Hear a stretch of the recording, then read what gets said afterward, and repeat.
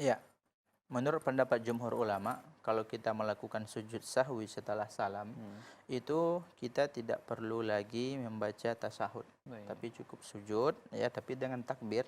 Sujud 2 kali, kemudian kita salam. Baik. Dan itu yang dilakukan oleh Rasulullah Sallallahu Alaihi Wasallam. Sallallahu Dalam alaihi hadis yang diriwayatkan oleh Bukhari Muslim, Rasulullah SAW pernah salat asar, kemudian 2 rakaat beliau salam. Baik. Kemudian beliau melanjutkan salatnya, kemudian beliau sujud setelah salam dan beliau tidak lagi membaca tasyahud.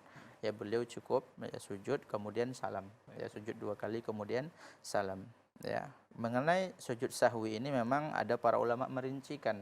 Ya, ada yang dia tersebut sebelum salam, ada yang sesudah salam. Sudah salam.